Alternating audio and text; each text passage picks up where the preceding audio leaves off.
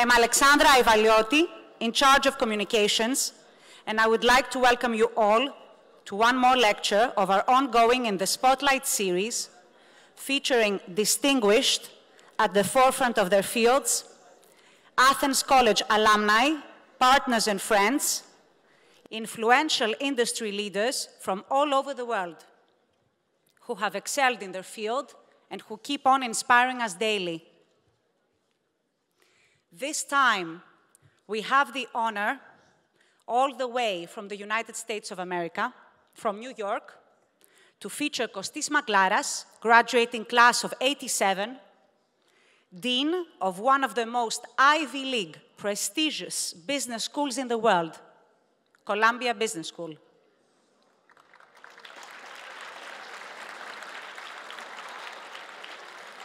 Columbia is centered in New York City, the global hub of business, and is known for its renowned faculty, groundbreaking research across all disciplines, and a very powerful worldwide alumni network impacting global change.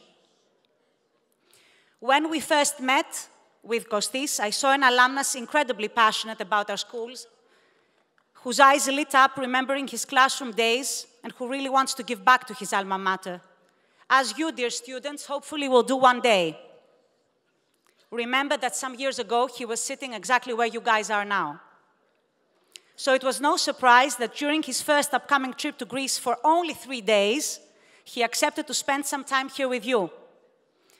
Take good advantage of this, as it is a uniquely rare opportunity. In Athens College, we believe that learning truly has no boundaries. So please know that we are currently now live streaming this session, giving an opportunity to everyone to join online, as there were several alumni and friends all over the world who wanted to join this session. I will now give the floor to President Jackson and then Mr. Athanasopoulos, our Athens College co-director and school units coordinator, will introduce finally Dean Magklaras, who will talk serious business and take questions from you. Dear President, the floor is yours.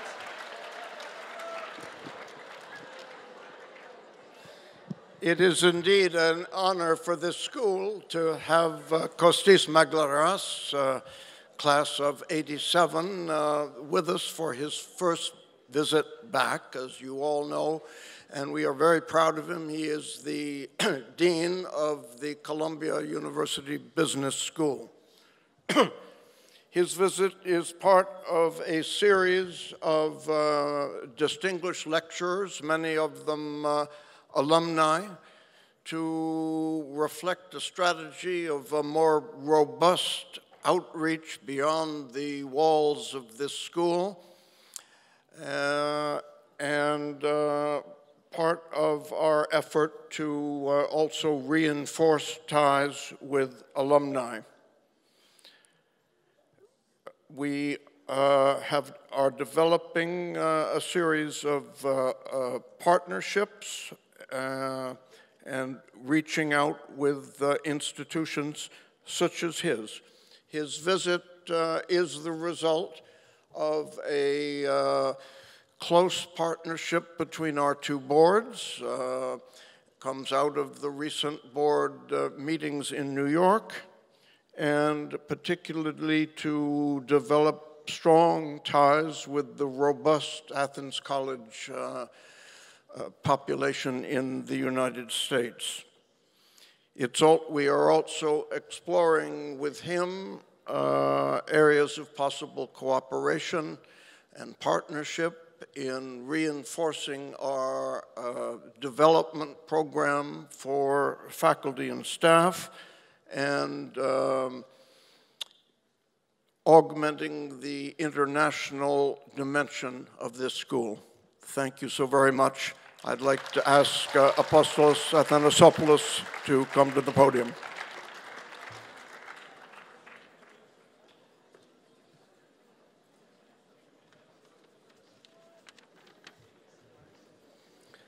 Dear guests, dear students, fellow colleagues, today I have the great honor and pleasure to present to you my classmate, Kostis Magklaras, who is an Athens College class of 87 alumnus. Kostis Magklaras is Dean and the David and Lynn Silfen Professor of Business at Columbia Business School. He received his bachelor in electrical engineering from Imperial College and holds master's and PhD degrees in electrical engineering from Stanford University. Kostis joined the faculty of Columbia Business School in 1998. He has taught courses in the MBA program on statistics, quantitative pricing, and quantitative finance, and PhD courses on various topics of research interest. His research broadly focuses on the interface between mathematics, engineering, and economics. Recently, most of his work is in data science and machine learning, quantitative finance, and methodological developments on the interface of stochastic modeling and operations management. His vision for Columbia Business School is to prepare students for lifelong career in the digital future of business by helping them understand and become fluent in the intersection between technology and decision-making in an era of information abundance. Kostis and his family live in New York, so we grabbed the opportunity of his presence in Athens to have him talk to you today. You can see 2 stands with microphones in the theater corridors, so when we reach the Q&A part of this presentation, please, those of you who have questions, create 2 queues behind the microphones, because it's such a pleasure to have Kostis here, and he's ready to answer your questions after his presentation. So, with great pleasure and honor, as I said, Kostis, the floor is yours.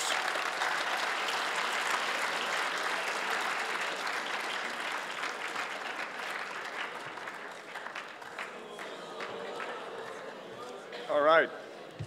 Σας ευχαριστώ πάρα πολύ. Thank you very much, Richard, Apostole, and Alexandra, for your leadership and for this special invitation for me to be able to come back and address my school.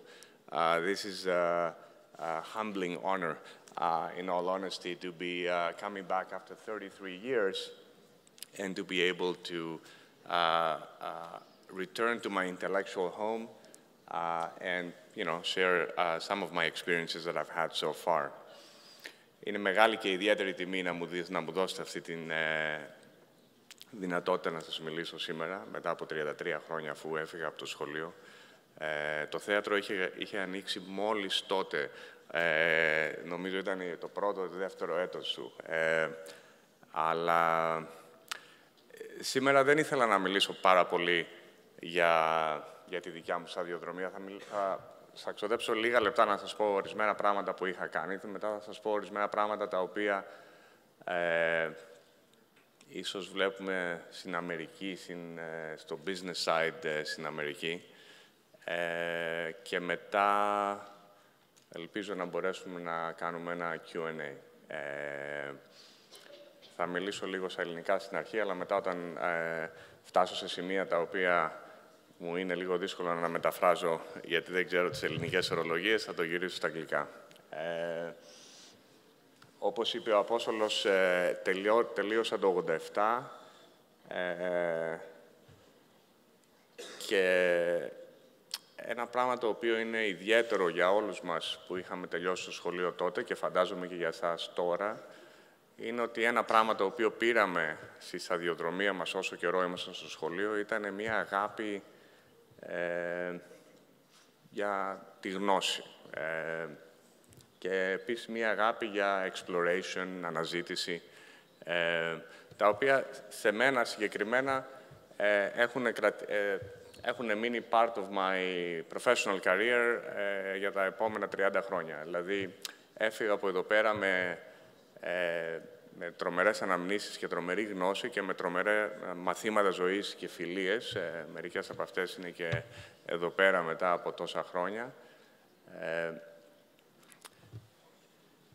Και μετά πήγα στο Imperial, όπως έλεγε ο Απόστολος, σπούδασα Electrical Engineering, μετά μετακόμισα στην Καλιφόρνια, στο Stanford, ξανά σπούδασα Electrical Engineering.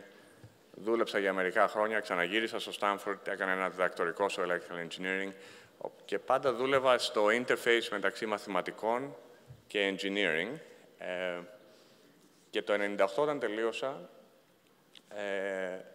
μεταπήδησα στο business school στο Columbia με το σκεπτικό ότι ήθελα να κάνω explore τα applications των μαθηματικών και του engineering σε προβλήματα τα οποία έχουν να κάνουν με την οικονομία. And that was about, I guess, 21-22 χρόνια πριν. Θα σας πω λίγο για την έρευνα που έχω κάνει. Πριν 6 μήνες, αυτό που άλλαξε είναι ότι από εκεί που ήμουν καθηγητής και στην ουσία έκανα είτε δίδασκα είτε έκανα έρευνα στην καριέρα μου, κατά κάποιο τρόπο άλλαξε και έχω πάει στο administration και τώρα είμαι ο dean ή ο πρίτανης στο business school στο Columbia, το οποίο είναι ένα μεγάλο σχολείο. Έχουμε 2.500 φοιτητές, 300 περίπου καθηγητές και γενικά activities σε διάφορα μέρη στον κόσμο και it's an interesting place. Και ελπίζω μερικοί από εσάς να έρθετε κάποια στιγμή να σπουδάσετε εκεί πέρα σε περίπου 10 χρόνια. Ερευνητικά, και θα το πω αυτό επειδή σχετίζεται λίγο με αυτά που θα πω μετά, τα τελευταία χρόνια δουλεύω σε προβλήματα τα οποία έχουν να κάνουν με αυτό που λέμε τεχνητή νοημοσύνη ή machine learning more broadly. Δουλεύω σε προβλήματα τα οποία έχουν να κάνουν με social media και social networks. Πόσοι εδώ μέσα έχουν accounts σε Instagram?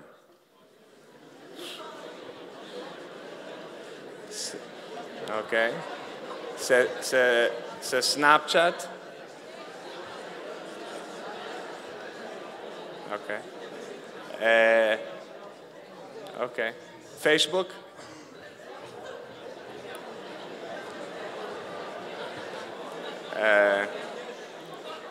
Πόσοι από εσάς βλέπετε κάτι στο βίντεο χρησιμοποιώντας YouTube κάθε εβδομάδα, μια φορά τη εβδομάδα?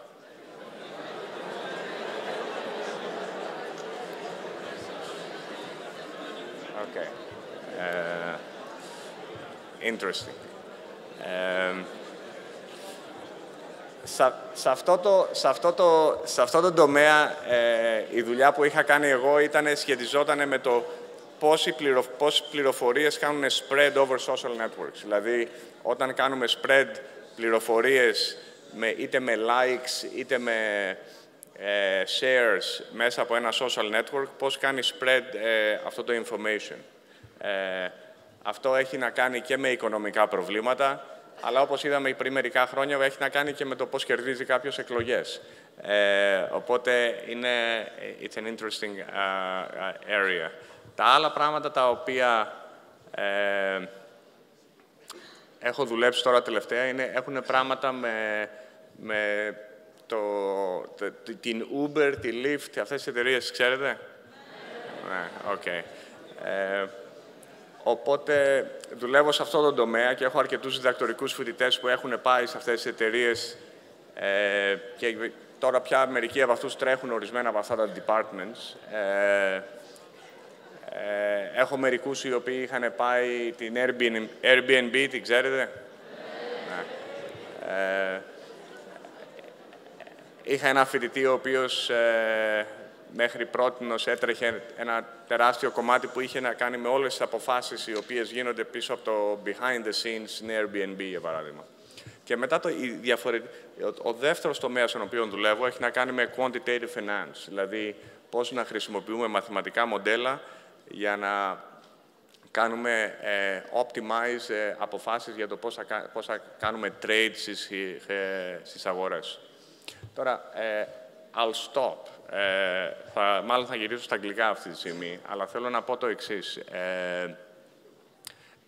Λίγο περισσότερο από 2 εβδομάδες πριν, ξεκινήσαμε ένα καινούριο χρόνο και μια καινούρια δεκαετία.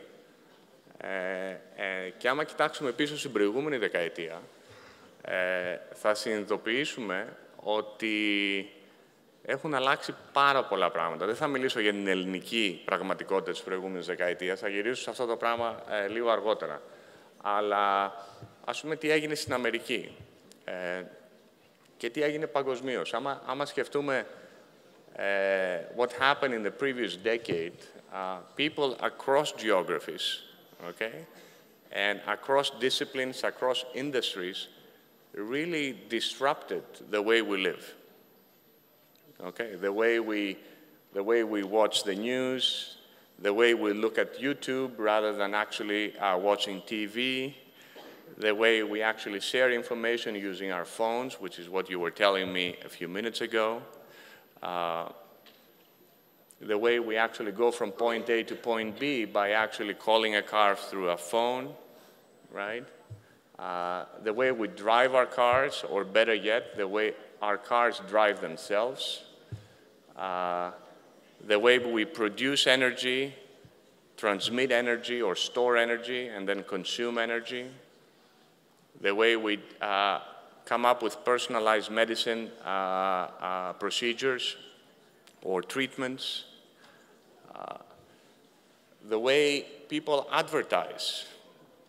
I don't know, have you noticed in your phone, you know, you look at a pair of sneakers, for example, and then you start going around, and this pair of sneakers is following you everywhere on the internet, right?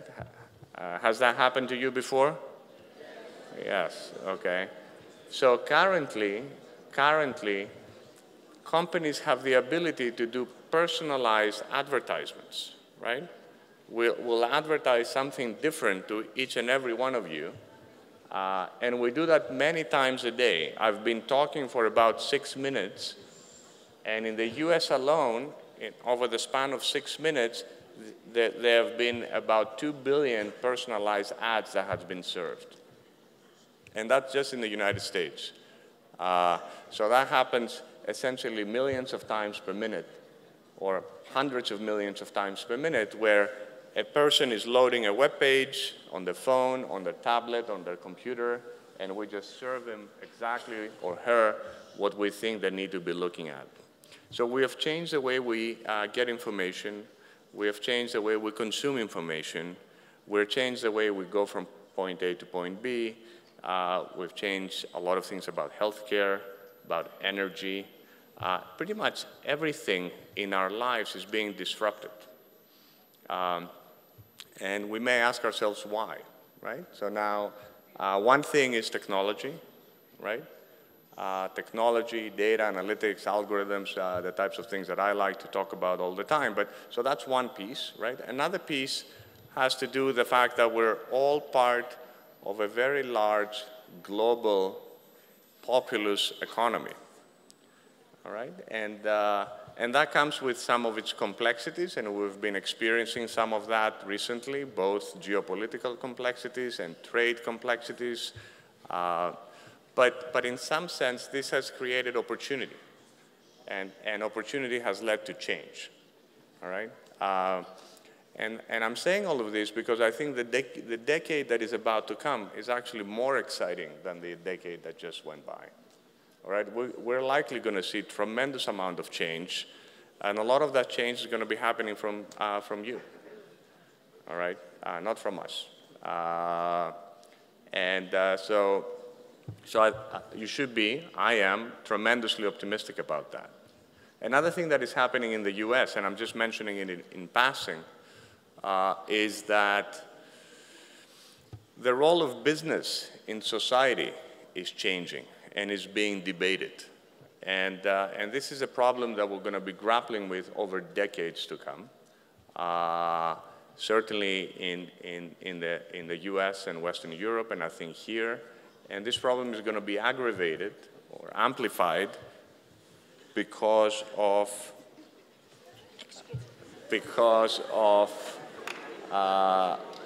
automation. So as we start automating work, society is going to have to grapple with that topic.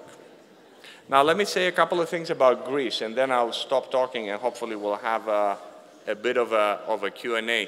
If you think about Greece, Greece went through an extremely interesting decade from 2010 onwards, and it was a tough one, all right? And I think at this point in time, we're actually in a point where things are sort of improving rapidly, and there is tremendous amount of opportunity for the country, and that's something that we should all be extremely excited about. Now, I want to make one comment. This is something that all of us were talking about a few minutes ago, and that has to do with entrepreneurship, and in some sense, that's something that has been sort of the driving force of economic activity, let's say, in the United States, and hopefully will make it the driving force of economic activity here in this country, all right? But I think this next decade is tremendously exciting. That's what we see back in New York and in the US, and I think we should all be tremendously excited about that here. Now, I want to end my opening comments and sort of leave it to Q&A by profoundly thanking you again for giving me the opportunity to come back to our school, to my school, the place that truly was a launchpad for me, and a place I hope to be able to return and give back for time to come. Okay, so maybe if you have questions, maybe we can have a dialogue over from now on. All right, I'll stop talking.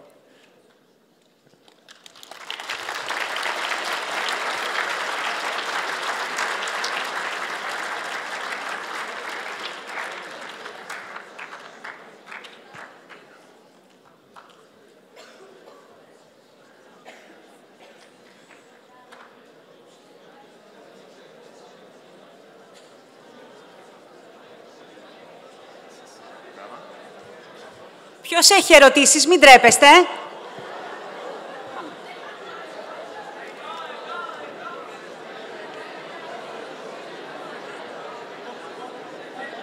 Hello, can you hear me? Yes. Hello, my name is Anna Stefanidou. I'm responsible for the e-learning activities that are happening at the school. Thank you for your speech. I wanted to ask if are you doing any research to see if all of this new activity with social media, artificial intelligence, etc., is improving the quality of life for people and the youth intelligence, or is it making it worse? So I have 3 kids that are essentially in your age, maybe a little bit younger, so I'm grappling with that question myself. We don't know the answer to that. It's certainly the case that a lot of things that we all had to learn back in the day, we don't need to learn anymore. We have immediate access to encyclopedias. We have immediate access to knowledge that we don't have to memorize. Some things are much more efficient. Yeah. Whether we're learning better, it's unclear. But also the fact that we don't have to learn these things, does that give us time to go out and play, or does that make us more unsociable because we don't have to study, we don't have to discuss, we're just receiving information? So, ένα πράγμα που κάναμε εμείς όταν μαθαίναμε να οδηγούμε ή όταν παίρναμε το αυτοκίνητο και πηγαίναμε κάπου μακριά, έπρεπε να μάθουμε να διαβάζουμε χάρτες. Αυτό το πράγμα δεν χρειάζεται να το κάνεις πια, γιατί το GPS στο τηλέφωνό σου είτε στο αυτοκίνητό σου θα σε πάει όπου θέλεις να πας. Ήτανε χρήσιμο να ξέρουμε να διαβάζουμε χάρτες, δεν ξέρω. Ίσως μπορεί και όχι. Υπάρχουν ορισμένα πράγματα τα οποία έχουν γίνει πιο εύκολα, τα οποία είναι fundamentally helpful, γιατί μας έχουν δώσει περισσότερο χρόνο να κάνουμε τα πράγματα τα οποία θέλουμε να κάνουμε. αλλά εντάξει, κάποια στιγμή, απλώς αυτή τη στιγμή όλα αυτά τα πράγματα αλλάζουν γρήγορα. Ένα πράγμα που γίνεται τώρα, που ίσως δεν γινόταν παλιά, είναι ότι η τεχνολογία αλλάζει ορισμένα πράγματα με ρυθμούς οι οποίοι είναι αρκετά γρήγοροι. Ώστε δεν έχουμε δει 20 χρόνια για να ξέρουμε τι σημαίνει ή να έχουμε δει 2 γενναίες για να μπορούμε να καταλάβουμε ποιο είναι το αποτέλεσμα. Δυστυχώς αυτό θα το δούμε στην πράξη που λένε. Ευχαριστώ.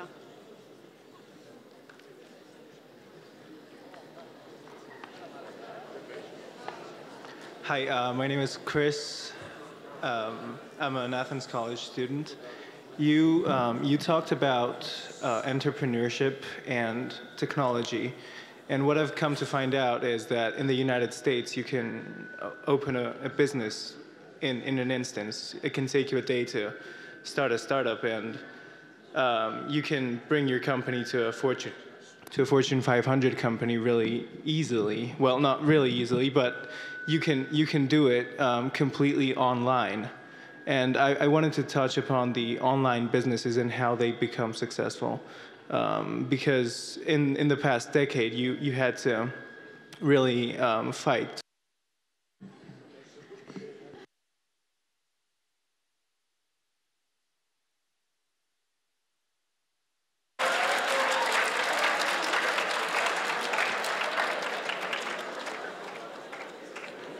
Thanks. You have to fight to build your presence, and today it's not that hard. And I wanted your opinion on that. So let me make a few comments about that. I think the ability to pursue entrepreneurial activities early on, including from high school, is important. And we were having a conversation last night precisely about that. Yep. That I think we need to change essentially the regulatory framework to make it easy to do so. We should encourage people to start businesses, especially in technology, and we should encourage to build an ecosystem. I mean, what's lacking from Greece is not talent and is not ideas. I think what's lacking is an ecosystem of other people doing the same thing. Τι πράγμα? Okay. So, in some ways, what's important is to create a framework so that hundreds of these companies are starting every year, and therefore we have a lot of interested professional people available to work in these startups. Now, what technology allows us to do, and what these online businesses allow us to do, is that the business doesn't need to be constrained in the physical location of where you're located. You can have remote employees. You can grow it beyond the boundary of your geographic location, and clearly that's an opportunity for Greece. Greece, if you think about it, is an extremely small market. The population of Greece is 10 million. The population of the tri-state area around New York is 30 million. So creating businesses in Greece that focus, let's say, only in a particular area of Greece is like picking an area in New York that is like 10 building blocks, 10 blocks radius, and say, I'll focus on that area. I mean, that's not particularly useful. But with technology, you can actually build a business here that you essentially address pretty much the world. And that's why that has been an exciting new development in the last 15 years. And this is what has made companies like Google, Facebook, and et cetera be hugely, hugely relevant and profitable in the process. Yeah, and what I was really asking is how you can build everything online and not really have to be in a physical location to do so. So a lot of the companies that have been built on these models, where they're located is completely irrelevant. Their services are global. Their services are rendered not by people, but by machines. Right. And as a result, where are the headquarters of the company and where the engineers are working, I mean, this is completely irrelevant. And I think for us, that's an opportunity, because if we have sort of knowledge, if we have the human capital, we can actually also try to do the same from our little speckle of land here in Greece. Thank you very much.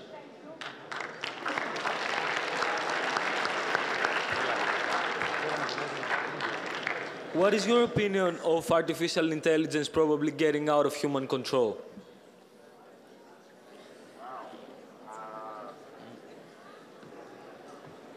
So the question was about essentially artificial intelligence getting out of human control, or leapfrogging us a little bit.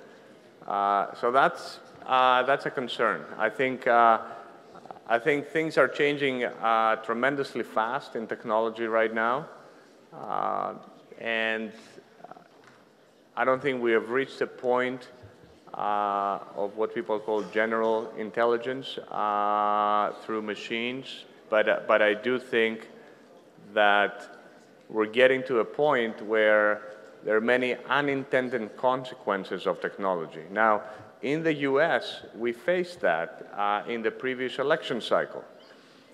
If you think about what happened in the previous elections, we realized that through the ability for me to track everything that you do through your phone and know really what you like, what you don't like, and what are your habits. B, through powerful algorithms so that I can actually I can infer what I should tell you based on what other people similar to you are doing.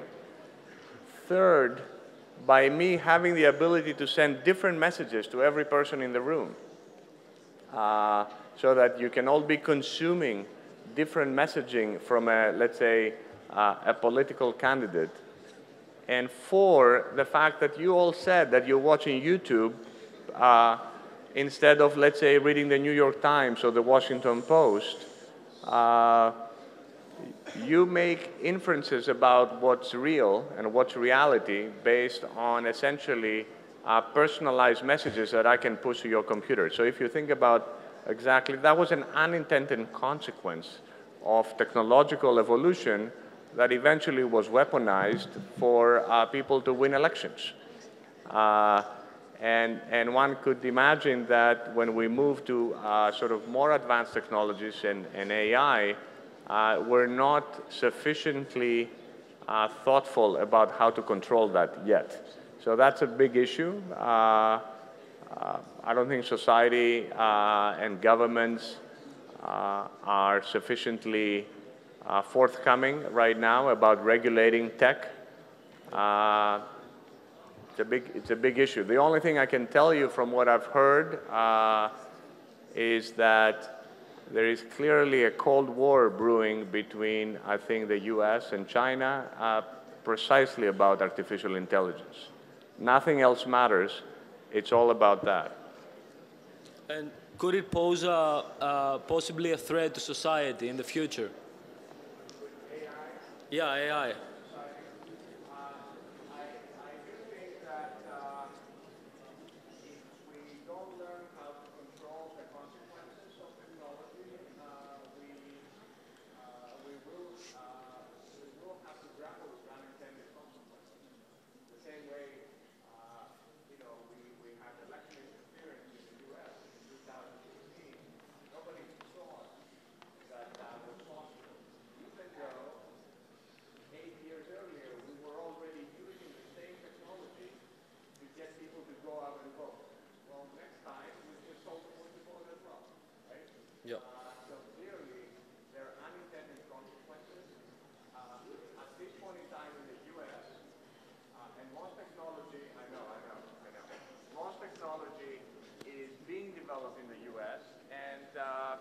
And it's not being sufficiently regulated.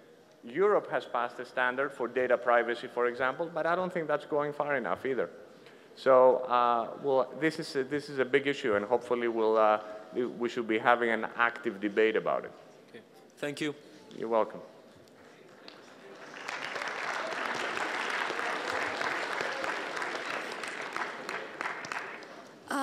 Do you think advances in the technological sector are going to change business and what it stands for in the following decade? Do I think that technology... Should I say it?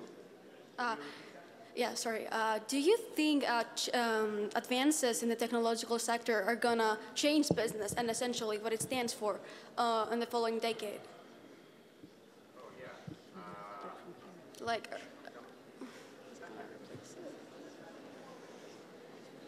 So the question is whether I think that technology is going to be crucial in changing how businesses is done and whether that's going to continue over the next decade. The answer to that question is absolutely yes. The adoption of technology, data, analytics is really still in its first stage in most companies in the world, and most companies are going to get transformed over the next couple of decades through this process. So the answer is absolutely yes. Thank you.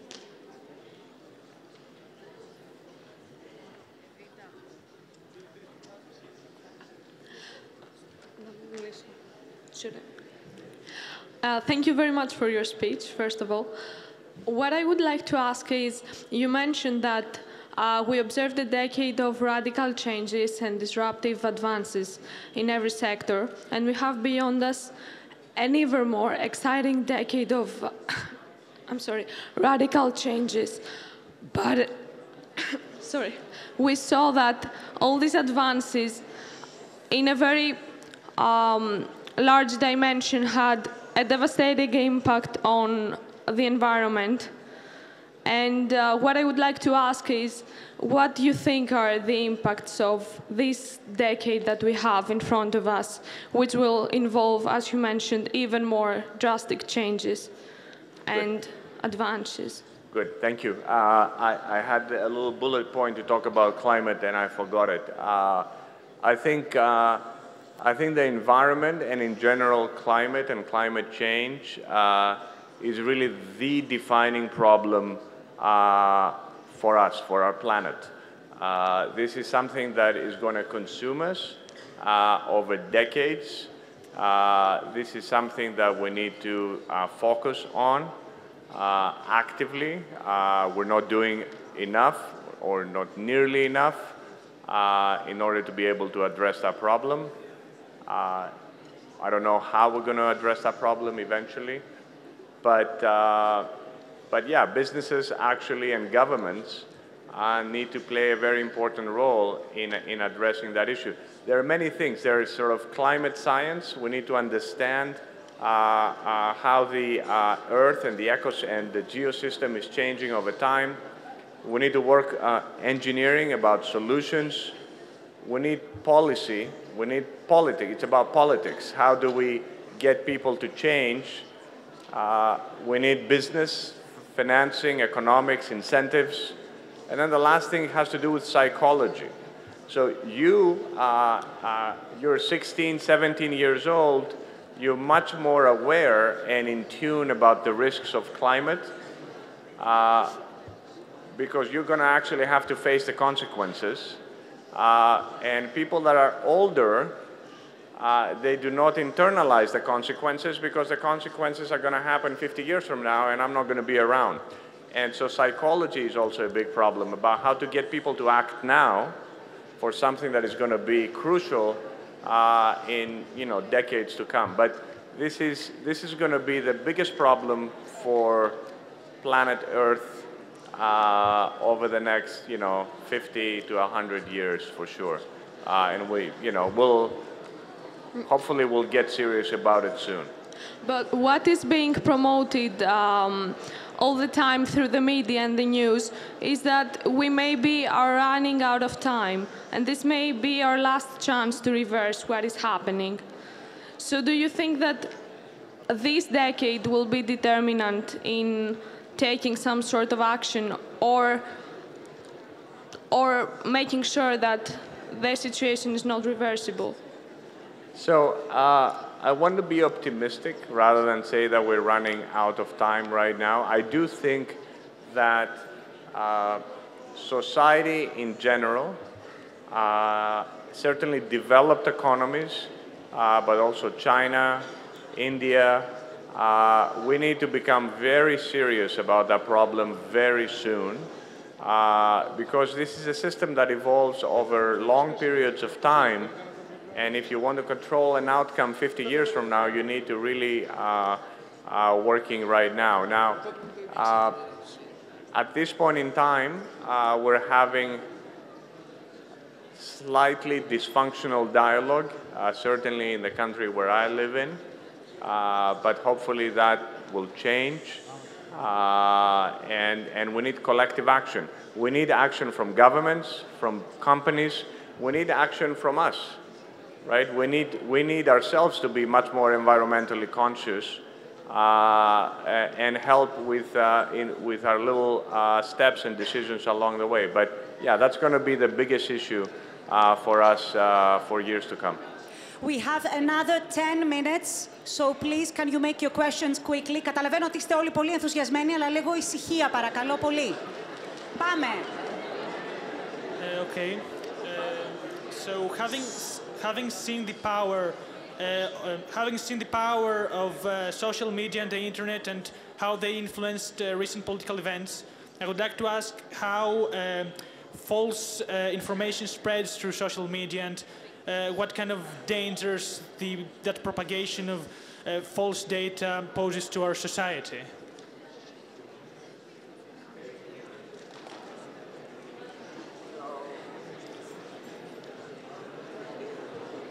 So the question had to do about how information spreads over social media, and in particular how false information or fake information spreads through social media.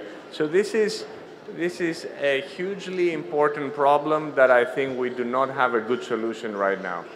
I actually happen to be good friends, and I used to collaborate with a person that works at Facebook that manages a group of people that is tasked with detecting fake news on Facebook.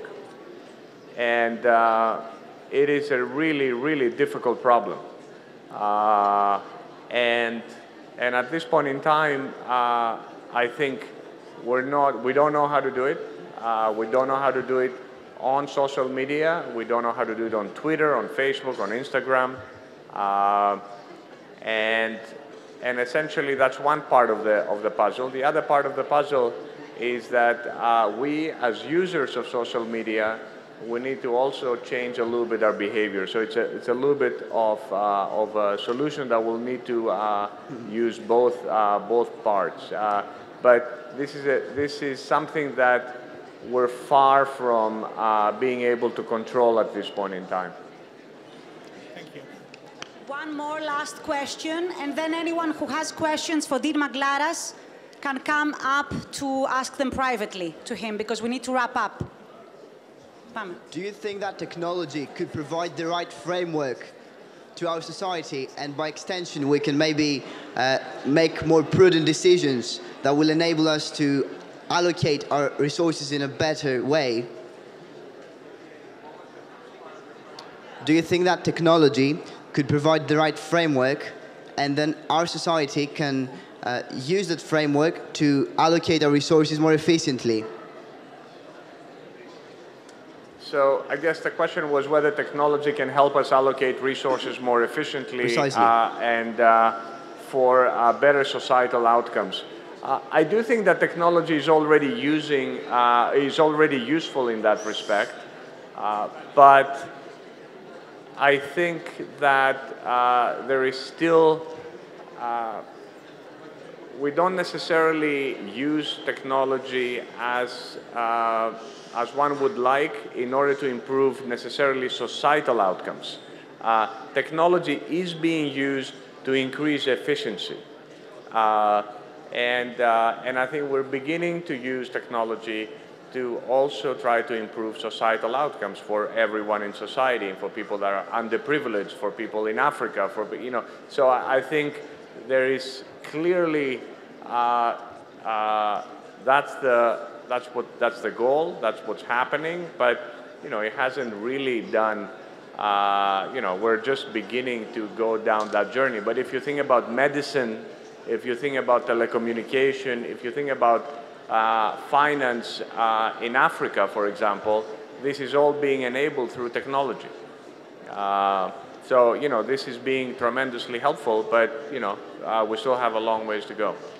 Thank you very much. All right, so I know we're running out of time. Let me just...